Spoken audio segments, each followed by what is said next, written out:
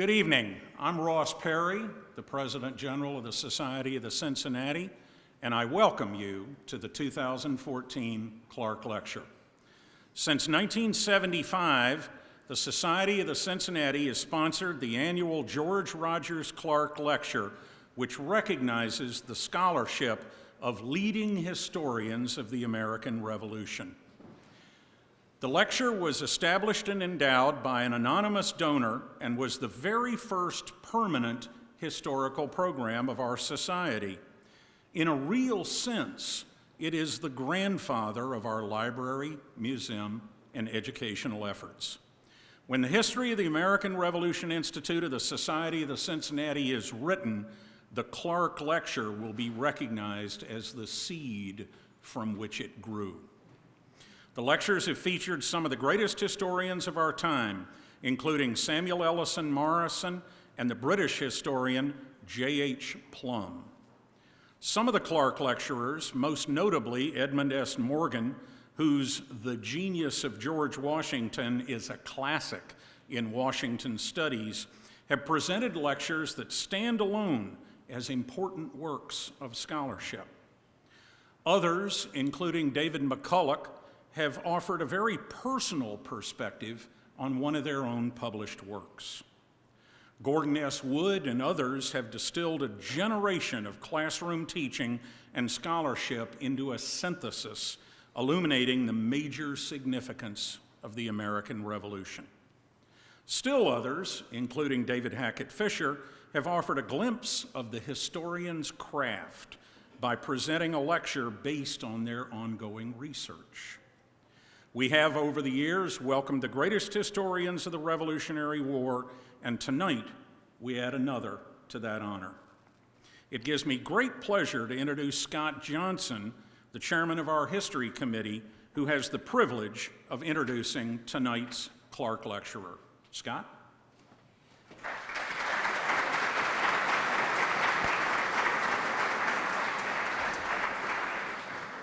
As chairman of the History Committee of the General Society of the Cincinnati, it's my great honor to present our 2014 George Rogers Clark Lecturer, James Kirby Martin. Professor Martin is a native of Akron, Ohio, an alumnus of Hiram College. He earned his MA and PhD from the University of Wisconsin and is currently the Hugh Roy and Lily Krantz Cullen Professor of History at the University of Houston, where he has taught early American history for over 30 years. Over his long career as a historian, he has eloquently documented the experience of the American people from the colonial period through the War for American Independence. Germane to our focus here tonight are his works on patriot soldiers and officers in the revolutionary period of American history. Most notably, Benedict Arnold, Revolutionary Hero, an American Warrior Reconsidered, A Respectable Army, The Military Origins of the Republic, 1763-1789, and most recently, an original movie script entitled Newburgh, which deals with George Washington and the waning days of the Continental Army. Professor Martin has not limited his academic pursuits to print media alone. He has worked behind the scenes as a consultant and an on-screen commentator on numerous History Channel projects and documentaries, including the series Washington and His Generals, and in a more direct role, Women in the American Revolution, where he provided the voice of Benjamin Franklin.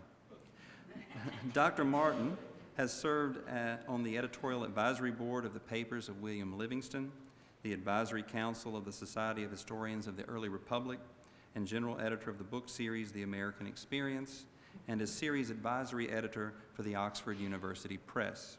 Ladies and gentlemen, Professor Martin.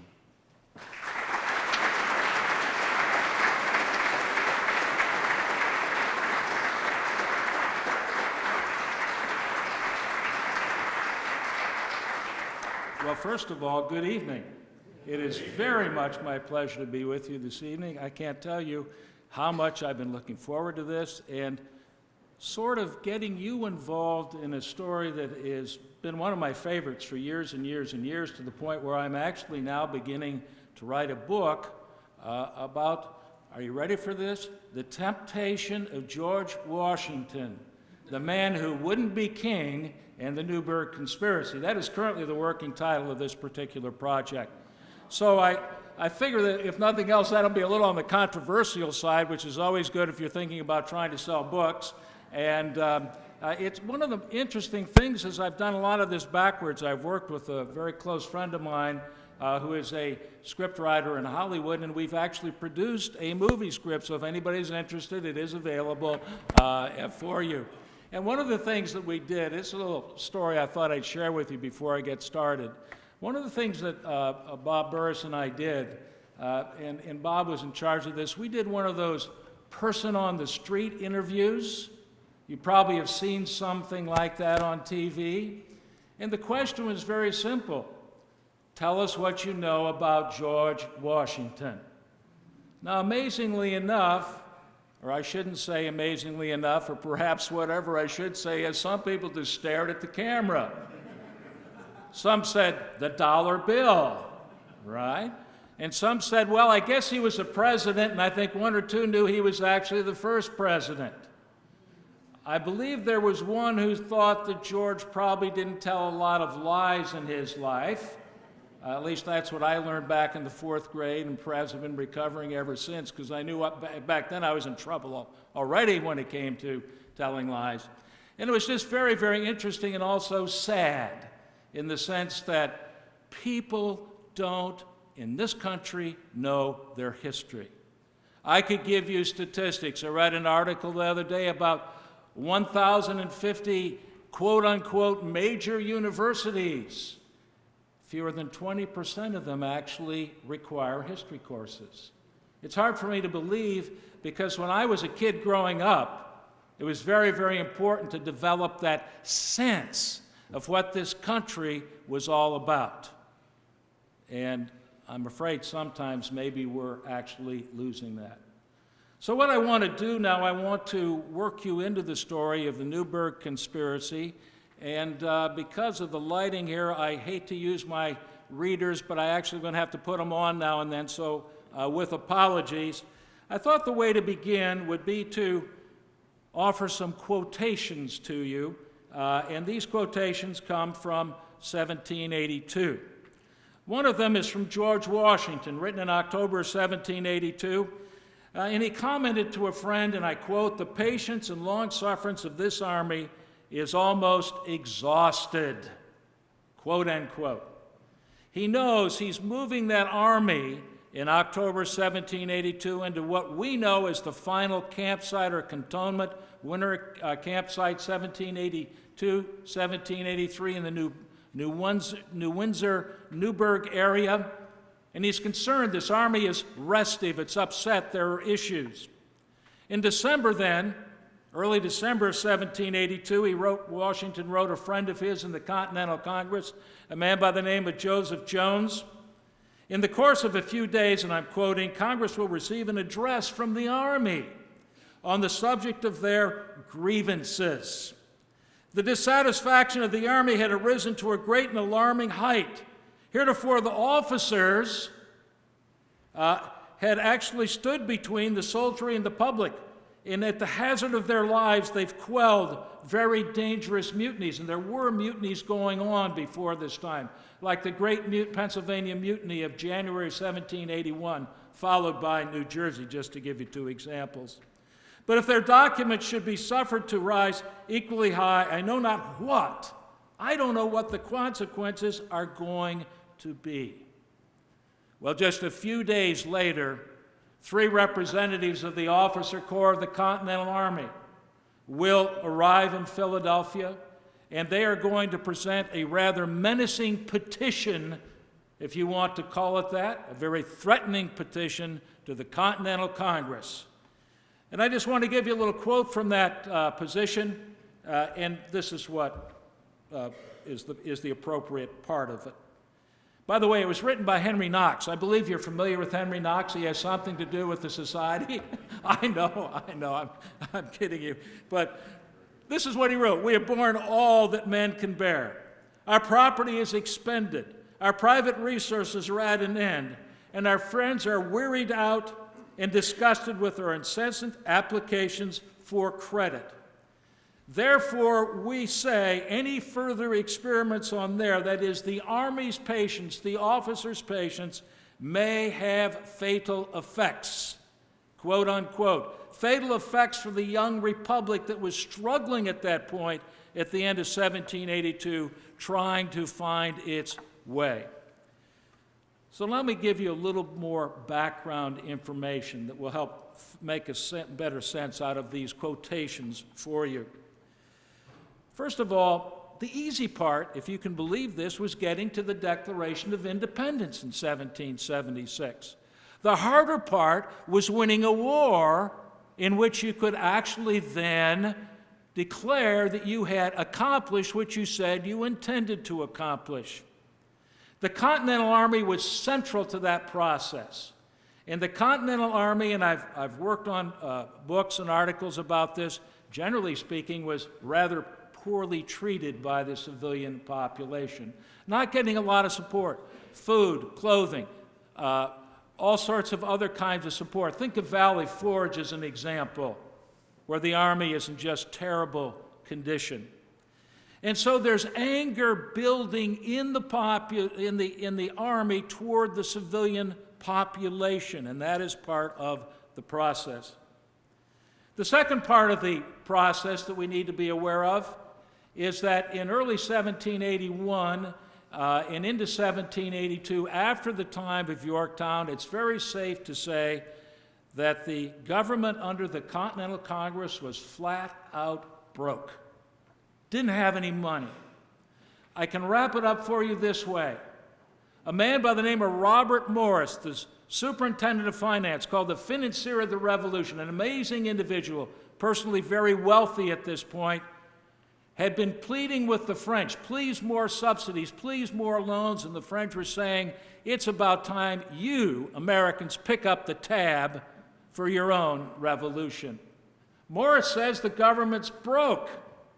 This is not good because this leads to the concern on the part of the soldiers who haven't been paid quite often, on the part of the officers who, by the way, had been promised half-pay pensions to keep them in the service, going back to August of 1780, all the way back to 1777. Originally, 1778, they were promised 7 years after the war of half-pay pensions. Make the adjustment to civilian life. And then, as it turns out, you're going to find that the officers are going to go to Congress, a representative group, and say, hey, tell you what we're going to do. You make those half-pay pensions for life, or we'll resign. You go ahead and fight the war. And guess what Congress said?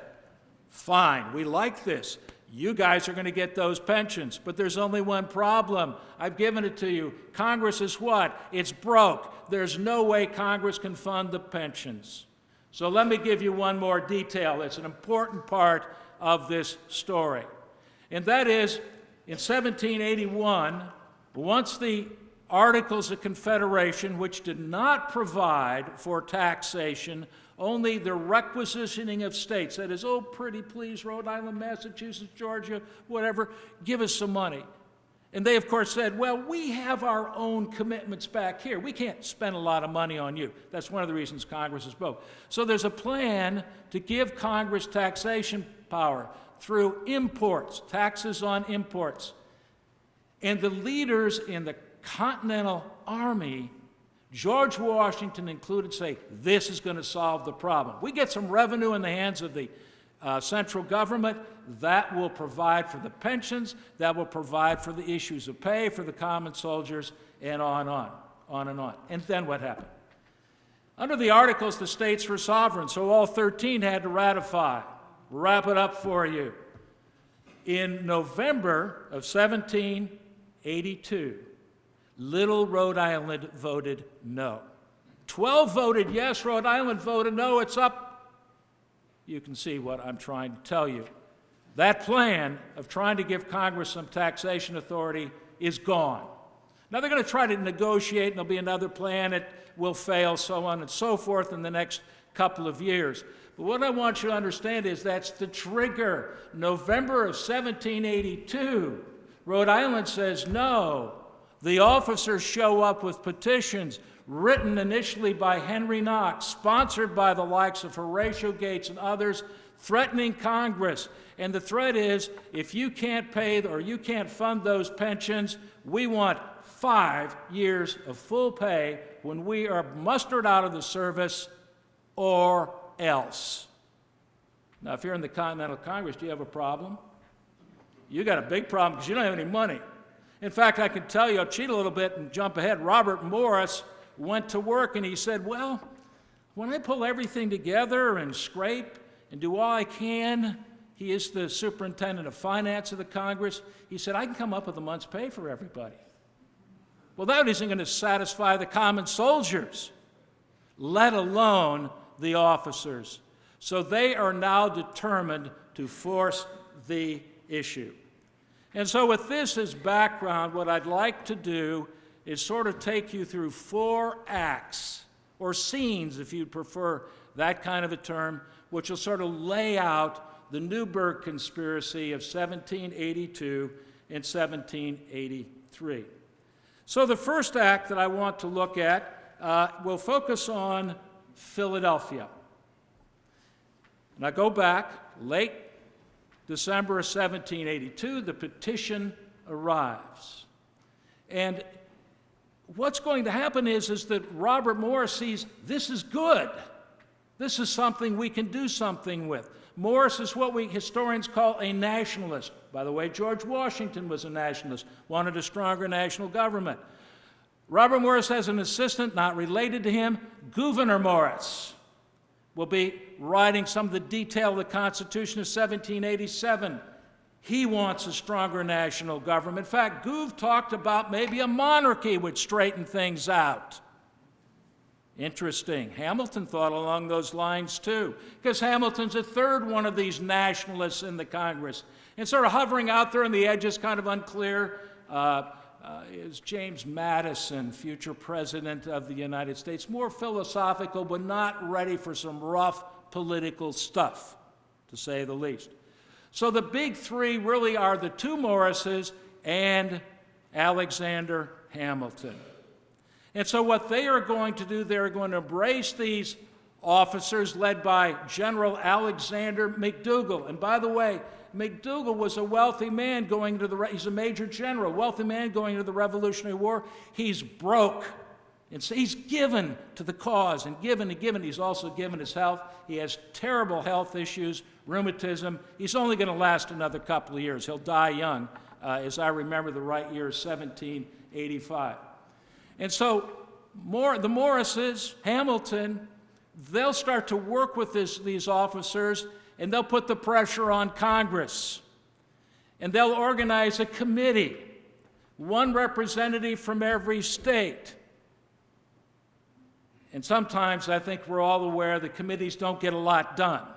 I mean, I won't go beyond that because I could probably get myself in trouble. But what I can tell you is they will committee this issue over and over, and meeting after meeting after meeting after meeting. And the opposition rises up in Congress. Arthur Lee of Virginia, younger brother of Richard Henry Lee, fights it tooth and nail. We are not going to give pensions. We want to build a republic. We don't want to have a special aristocracy. We are going to fight it. New Englanders felt the same way. And so the month of January passes while the Army is seething up there. And I should have told you this, 7,500 soldiers and officers in the Newburgh, New York area, 50 miles north of New York City, 10 miles north of West Point, getting angrier and angrier and angrier. So that's where we are at the end of January. We go into early February, and then something happens. This is really ironic, I think. It's ironic because on February 12th of 1783, word begins to reach the Continental Congress that there is a preliminary peace settlement. It was signed off, if you can believe this, back in November of 1782. November 30th is the date of the preliminary peace. Now we're at February 12, 1783. So much for cell phones in the 18th century. I mean, this was like 2 to 3 months it took the information. It's important. It came out because there was word that King George III had made a speech before Parliament. We think we have a peace settlement to get out of this war. It's turned into a mess. We lost an army at Yorktown. We don't want to lose any more. We're going to try to cut our losses. I know there's still a war going on in 82, and that's a concern of Washington. That's the reason he wants the army to still be in the field. So you have this situation, and you would think this is good news. But think about it from the point of view of the Continental Army, because there's a peace settlement. What's going to happen to you? You are going to be mustered out of the service. You are going to go home, if you have a home, if you're an ordinary soldier, or you'll go home if you're an officer, or you're going to be like Alexander McDougall and so many others who are on the fences. And by the way, among those individuals who are in financial trouble, Henry Knox. He was in bad shape. He had been borrowing money from Robert Morris. You see, the point is, they really needed help. If they're disbanded, what do they lose? The power of their numbers. And at this critical juncture now with peace on the horizon, guess what? The Continental Army doesn't want to disband. It doesn't want to go away. It doesn't want to go home because it believes that financially it will end up with nothing for all of those years and years and years of sacrifice. And as a net result, there isn't joy in Newburgh about this particular news. In fact, I can tell you that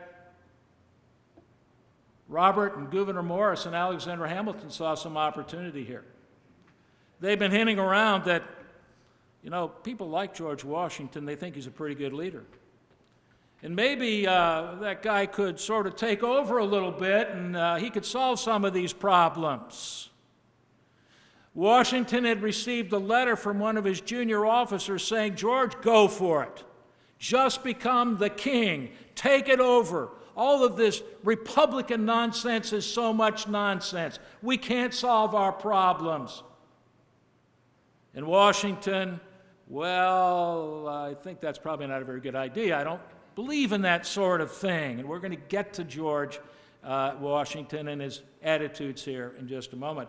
February 13th, one day after the news of peace, Alexander Hamilton wrote a letter to Washington. And it was delivered, by the way, within about 4 or 5 days. You could use messengers to get these things through.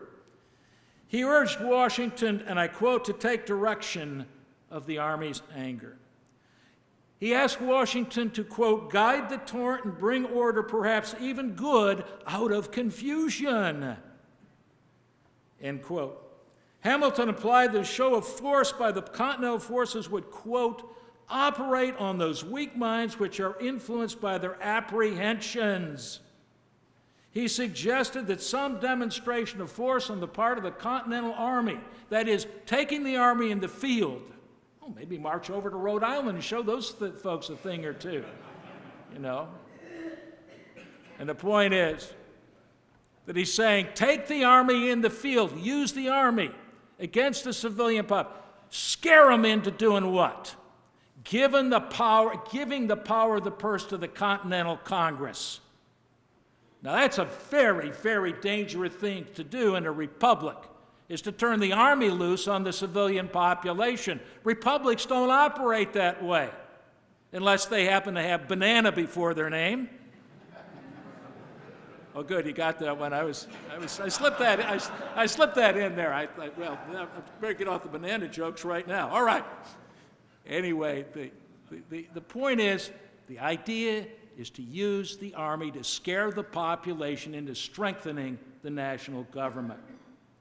Washington received this letter. He wrote back to Hamilton in a fairly polite way in which he said, no, thank you. I'm not interested. I'm not going to do this. This is wrong. It will upset everything we have fought for.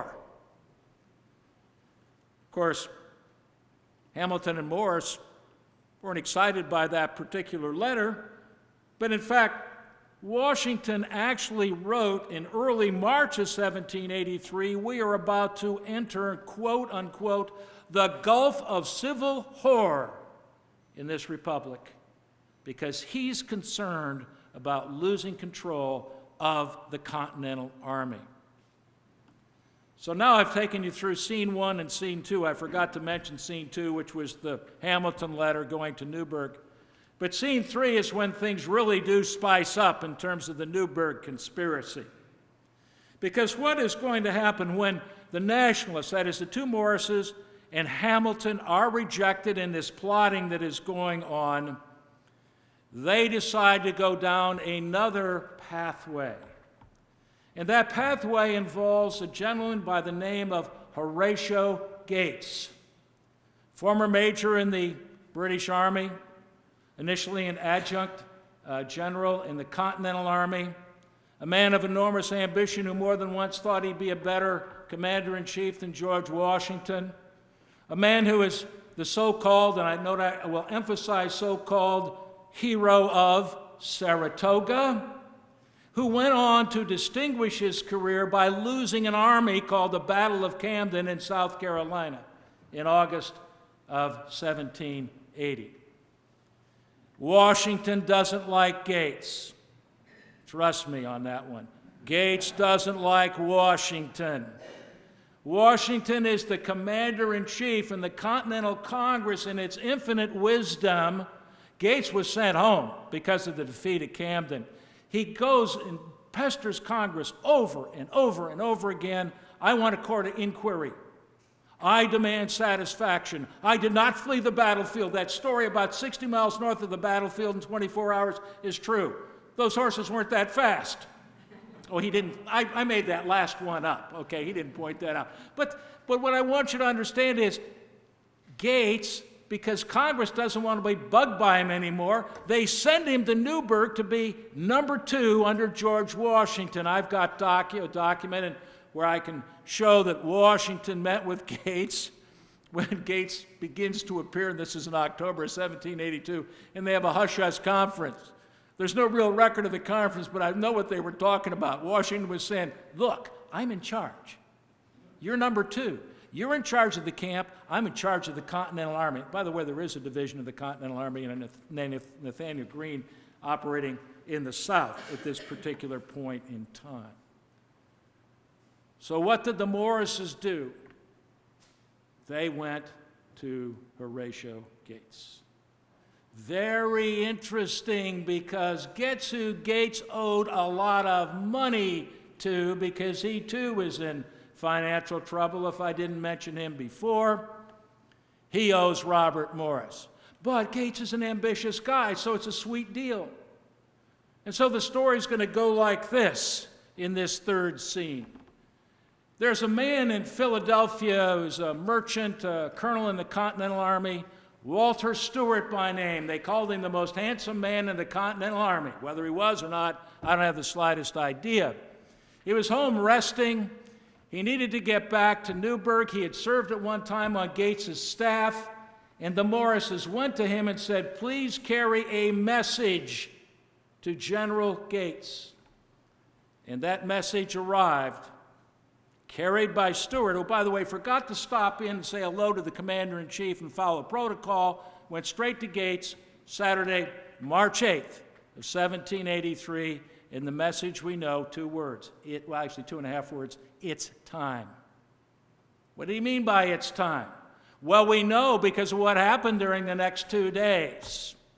What happened during those next 2 days, if I could describe it this way, is that Gates and his immediate followers in camp, led by a man by the name of John Armstrong, Jr., who was an aide-de-camp. If you want to know about Armstrong, you can find out about how he became the Secretary of War during the War of 1812, and he was so incompetent they fired him. Madison fired him. But anyway, he's there. Armstrong, he doesn't like Washington.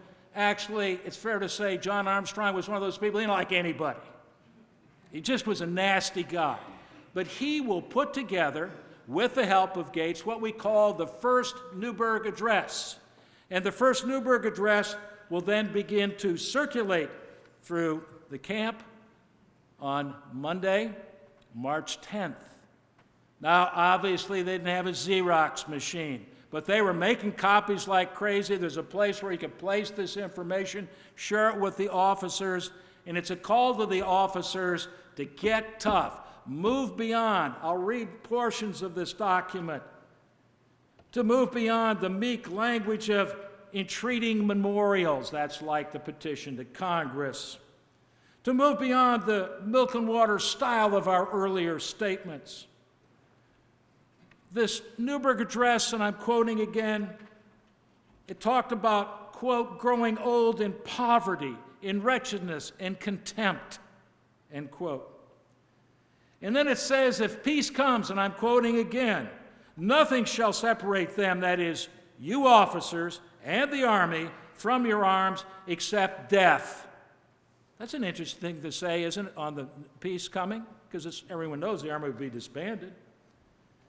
And what I can tell you is the final statement is, and I quote, suspect the man who would advise to more moderation and longer forbearance. Gee, I wonder who that was, quote, end quote. I'll give you a hint. The initials are GW. They're starting to try to move the officers and separate them from Washington. We're talking about perhaps some sort of palace coup here. Well, what is, I think, interesting is Washington's reaction. I'm always amazed. I know how I'd be. I would be angry. I'd be upset. I'd walk out there and say, let's have a duel. You know, something like that. We get basic. Not Washington. What's incredible about him is, under all the stress this man lived under, he was so good at keeping his cool. Next morning, Tuesday, March 11th, 1783, the orders of the day appear.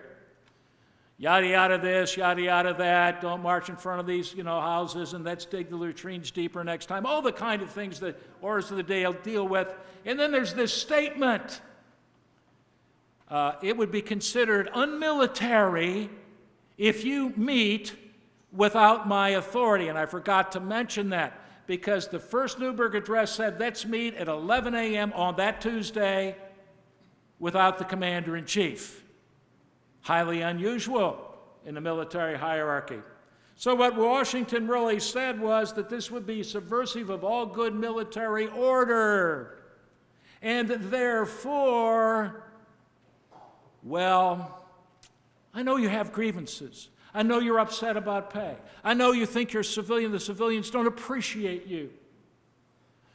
I want you to meet Saturday, March 15th, 1783, the Ides of March, high noon, on this building, which is high. And by the way, there's a reconstruction of it there at the New Windsor Cantonment today.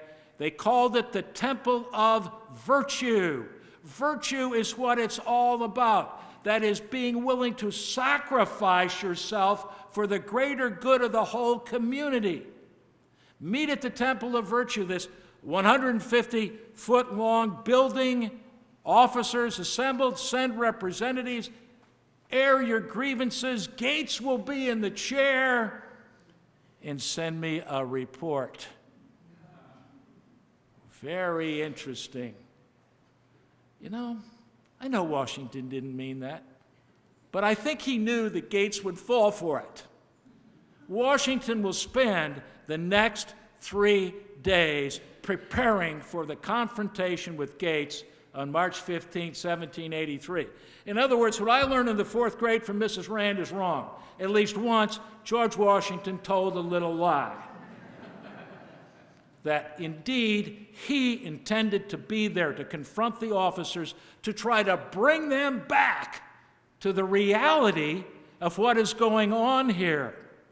Because if Gates does succeed, if Gates is in charge, if the Army goes into the field, who knows what can happen? March on Philadelphia, Continental Congress couldn't defend itself.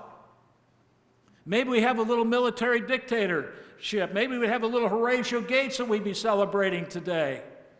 Thankfully not, but that's a personal opinion. But what I can tell you is Washington was prepared, and that leads us to the 4th scene in regard to what will happen at this meeting at the Temple of Virtue, high noon.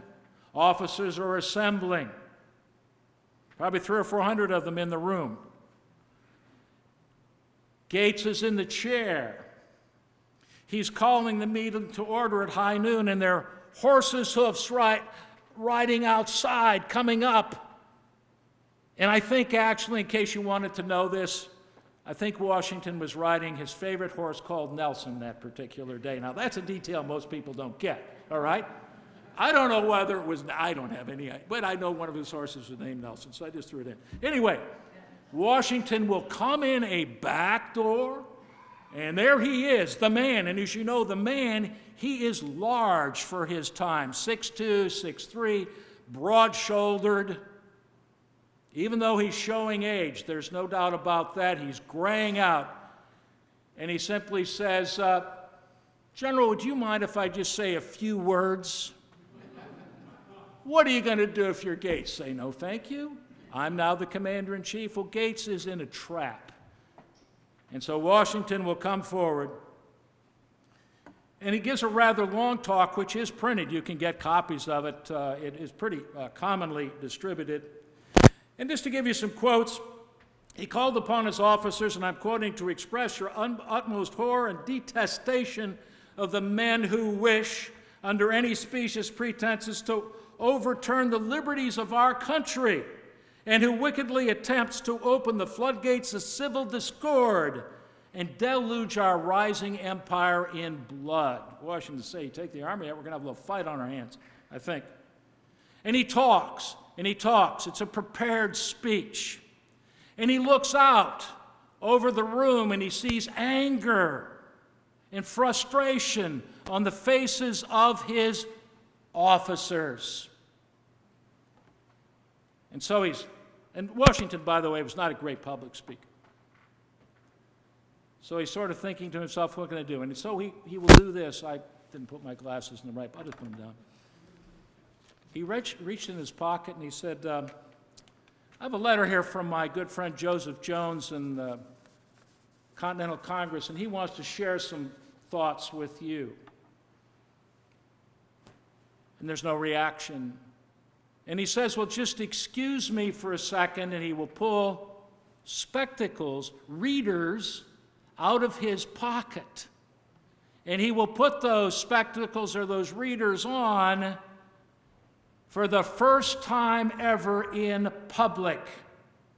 He had just gotten them a month before. He had made arrangements with David Rittenhouse in Philadelphia to have them back in to grind the lenses and so on and so forth back in late 1782. The whole point is he puts on the glasses and the officers are startled. And it's at this point that Washington delivers this incredibly simple but powerfully effective line. Gentlemen, I too have grown gray in the service of my country. Translated, I too have sacrificed and given my all in the service of my country. And I too have grown gray in the service of my country, and I too find myself going blind. Translated, I too have aged. I've given the best years of my life. Are we so concerned about our own petty interests, our own pay, our own sense of the civilians not really caring and treating us with respect, that we're going to blow it at the end and give it all away? That we have fought so bravely, we have fought so courageously, and that's what we need to remember. We are where? In the temple of virtue, where we, those officers and the soldiers, have sacrificed so much that this would be the worst time of all, to let it all go down the drain. At that moment, according to the records that exist, what will happen is the tenor in the room will begin to change. Gates is sort of hiding himself, and Washington begins to seize control. And he will say, thank you, gentlemen, and I hope you will take my thoughts into consideration, and he will leave the room and ride away. Amazingly enough, Horatio Gates doesn't know what to do. He's sort of speechless, and his friends like Armstrong aren't sure what to do. But Washington, he's a good planner, cool guy. He's made arrangements, and Henry Knox, the guy who wrote the petition, will stand up and say, we need to follow the lead of our commander. We need to pass resolutions honoring what we have accomplished and what we have done. Let us be proud. Let us not be selfish. Let us pass on to the ages what we have been so willing to give, at least up until this point. The situation will immediately settle itself. One historian called this the most critical moment in American history, a Washington biographer. And critical moment, I believe, as a historian, it really was. And so I'm going to give you, and as we begin to conclude here, and I think I'm okay on time, I just cheated and looked at my watch, so I want to just give you a few thoughts. In 1784, oh, and I should point this out, obviously peace had come, the army will begin to be furloughed. They begin to break up the army in May because they're still concerned something could go wrong. The army isn't paid right away. The soldiers who marched away were given scrip. Here's your promise of 100 acres of land in the future. We'll let you keep your musket. What did they do? They sold all of that stuff quickly so they'd get some square meals as they were headed home or wherever they were going after the war. So that will all work out. There'll be a final peace settlement in September 1783. So the peace did come. The army will be fundamentally disbanded. And Thomas Jefferson wrote this in 1784 in referencing the Newburgh crisis. And I quote Jefferson, that the moderation and virtue of a single character has probably prevented this revolution from being closed as most others have been by the subversion of that liberty it was intended to establish, quote unquote. It's an amazing quote. By the way, in case you're interested, that is in the context of a letter, I hope you're ready for this, in which Jefferson is complaining to Washington about the Society of the Cincinnati. He's trying to say, well, you don't want to be a part of those aristocrats. You know, that was the great charge at the time. So I thought, it's a little irony there I thought I'd share with you. Well, here's another one who had good things to say about George Washington. His name happened to be George III. At one point, there are two of these quotes. I'll just give you one of them. He was involved in a painting session with Benjamin West, and he started to talk about Washington, West did, and the king said, well, what do you think about this guy? Do you think he's going to lay down his sword and go home? Do you think he really means that? That he isn't going to grab all power for himself? And West said he thought that'd be the case. And George III supposedly said, according to the sources, if Washington does that, he will be the greatest man in the world. There you go. That's an endorsement from the King of England. I find that fairly impressive myself. Okay. So what I can tell you is Washington will lay down the sword. December 23rd of 1783, in Annapolis, Maryland, he will not lay down the sword officially. He'll turn his commission. And he said, I do this respecting our dearest country, and I hand it to the protection of Almighty God, that is, the country. Having now finished the work assigned me, I retire from the great theater of action and bidding farewell to this body under whose orders I have so long acted. I have so long submitted myself, what? To civilian authority, the key to any successful republic. I here offer my commission, I return my commission, take my leave in employments of public life. It's an amazing scene. He arrived home at Mount Vernon on Christmas Eve, 1783.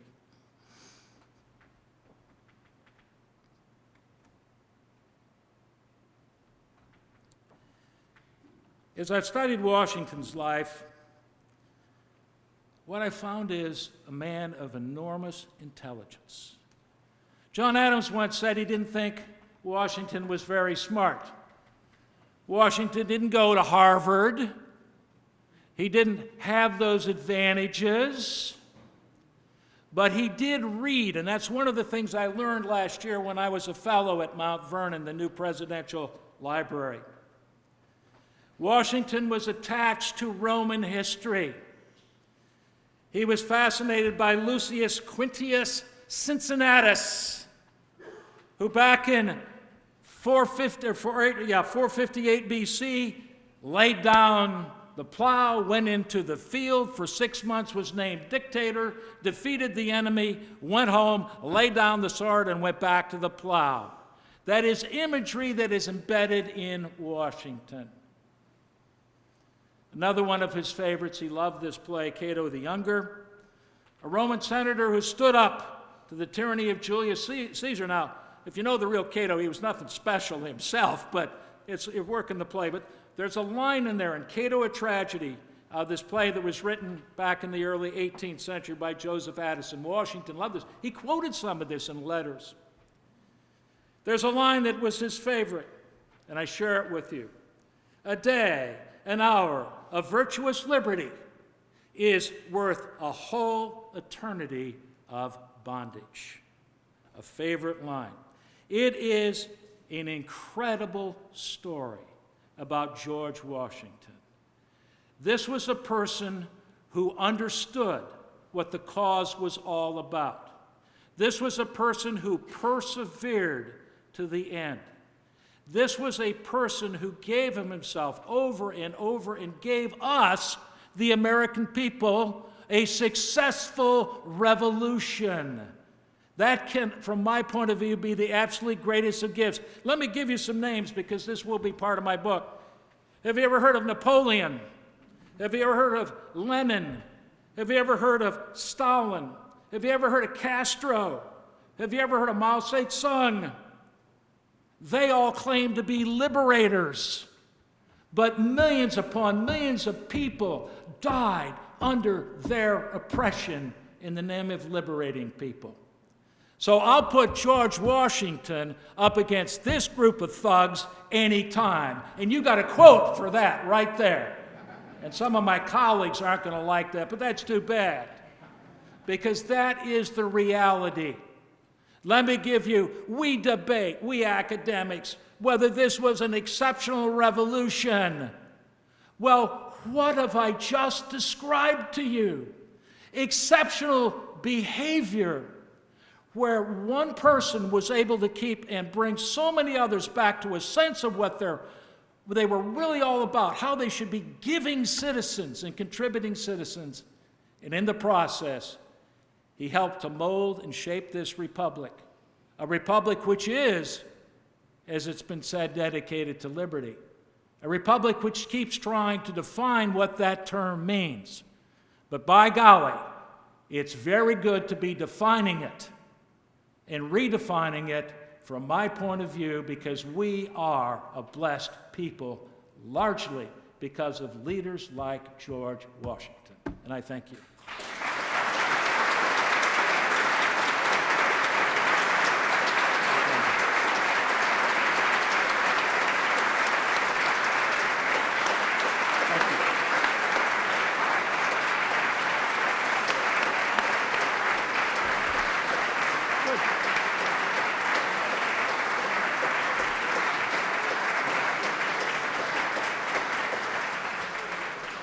Ladies and gentlemen, Dr. Martin will entertain questions for a few minutes, about 10 minutes.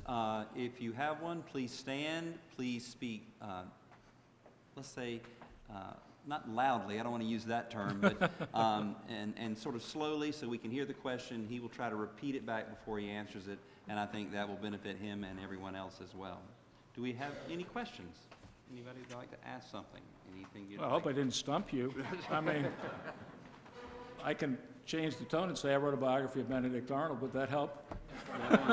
Who is not in the Society of the Cincinnati, I will mention. Okay, I'm kidding. We have one on the right side. Yes, sir. If Washington had been killed by a cannonball and Henry Knox had taken his place, what kind of an outcome would that have been? Okay, I believe you said if Washington had been killed by an animal? You can tell my hearing's really special, isn't it? A cannonball. Well, you know something? Washington was a guy who did take risks in battle. You think of Princeton, he rode out in front. He was almost killed, back in 1755, all the bullets flying around him in Braddock's defeat. He was, because of Charles Lee's misbehavior, some would allege, at Monmouth in 1778, Washington went out front and led again. He was fearless in battle. I mean, it is amazing. Now, if he'd have been killed, then we get to the hypotheticals. I don't know who would have taken over at that particular point in time. Let's say he'd taken it at Monmouth. Gates was actually on the rise at that particular time. He was perceived as the hero of Saratoga. There was a lot of sentiment in Congress in favor of Gates. After all, he was a trained British officer, and his record looked pretty good. And it could have been him. I don't know whether you're aware of what's called the Conway Cabal, which was plotting against Washington in late 77, early 1778. I don't know whether Knox would have been the fellow, because Knox was, only a brigadier at this point. I think he finishes as a major general. You can help me on that, but it comes late he's the chief of artillery. I think that if Gates had taken over, I don't know, we might be still speaking with a little bit of an English accent, but that's just a personal opinion. I can't really answer the question. Let's be grateful he didn't take a cannonball or wasn't wiped out by an animal, all right? Other questions? Way in the back. Could you please tell us a little bit more about the source of the animosity between Washington and Gates? Yes, I can. It started early and it goes on quite a bit. Gates was named the adjutant of the Continental Army. Washington thought he was an excellent administrator, and that was a good role for him. Gates had his own ambitions. He wanted to be a line officer, line general, field command, and Gates will begin to maneuver very early and often for that. Washington did not like that maneuvering. He wanted Gates to accept. Gates went after, if you've heard of Philip Schuyler, I presume some of you have, who was head of the Northern Department of the Continental Army. Gates went after him and helped eliminate Schuyler around the time of the battles of Saratoga. Again, that's a very complex story, but Washington did not like this perpetual maneuvering. Gates was also much more a political general. He had friends in Congress. For some reason, the New Englanders sort of adored him. Can't explain that. But Gates had his way of being a troublemaker, I guess, and Washington just didn't see him as the kind of person who had the breadth of vision to be a very successful commander in the field. And I'm sorry I have to say this in this particular room, but I guess I will.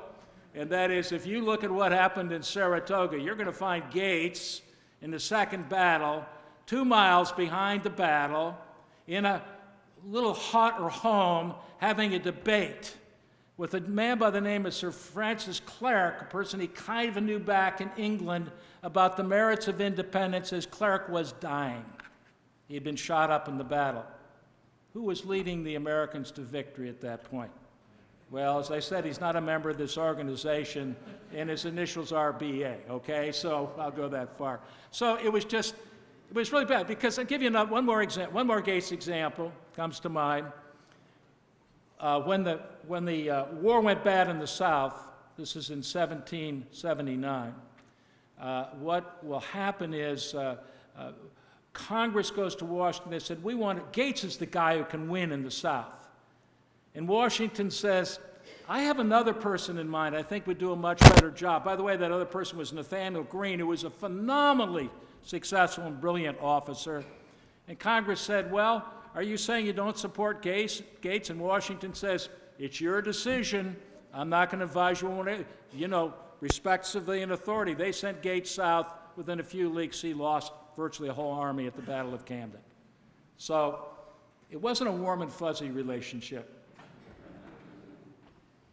Any other questions? I see one here.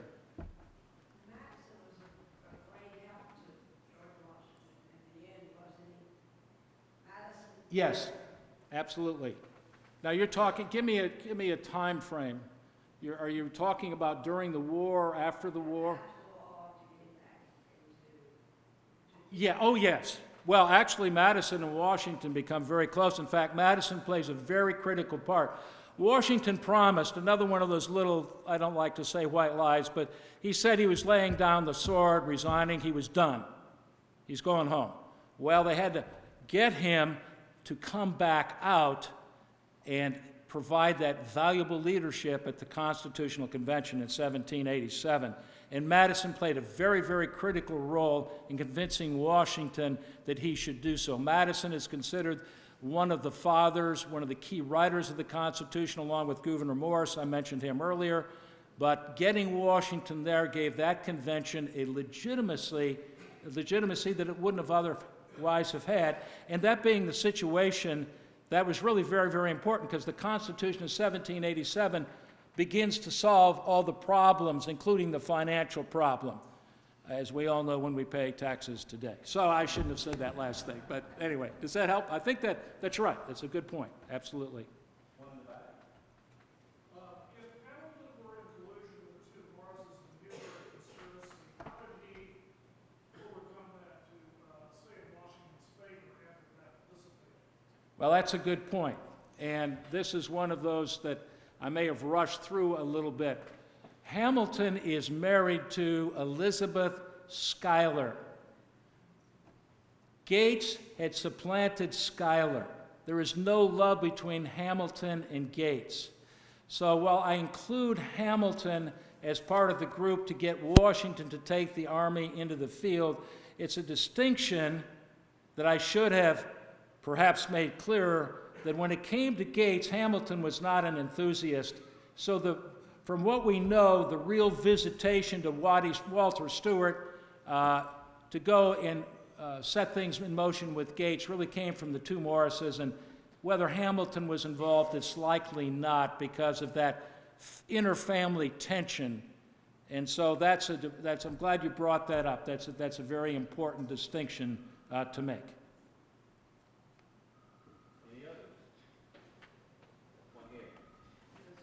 You underline the fact that George Washington was more a man of action than a theoretician. That's very true, yes. Referred to the Roman history, who inspired him very much.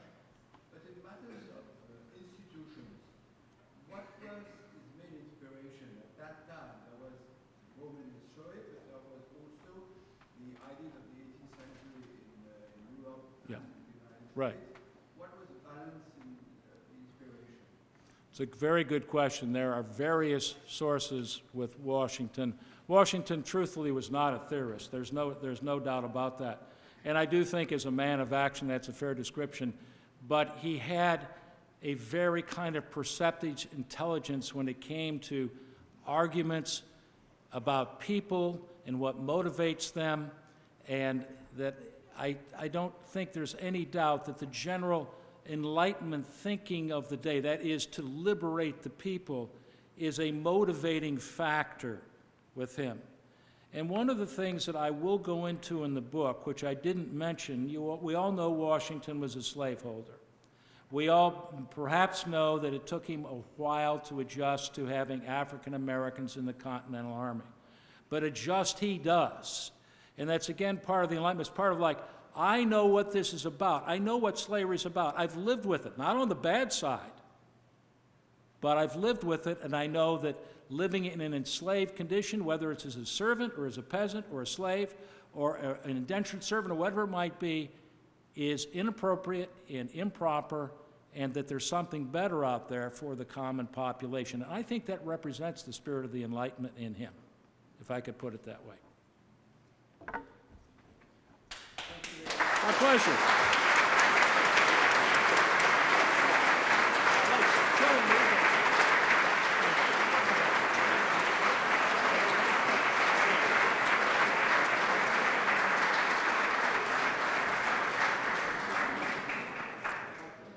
I think we all owe Scott Johnson and the History Committee a real tip of the hat for coming up with a marvelous George Rogers Clark lecture this year. Dr. Martin, we are deeply grateful for your comments and particularly for the ringing conclusion of your prepared remarks. Thank you so very much.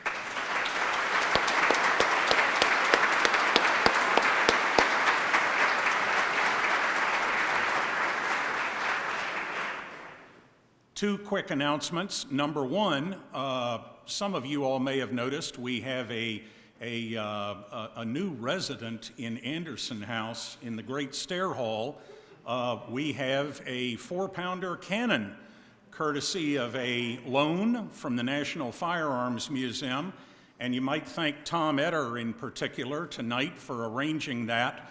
I believe Bill Cheshire, our marshal, is responsible for keeping order at meetings of the society, and so you'll notice the cannon is aimed down the hallway, so be particularly nice to Bill Cheshire this weekend. As most of you know, a little bit of logistics. We need to go upstairs for a bit. We're going to have cocktails in the Olmsted Gallery for 45 minutes or so that they can reconfigure the ballroom, and you can come back down and have a lovely buffet dinner. So once again, thank you, Dr. Martin, and let's go upstairs for a cocktail. Thank you all.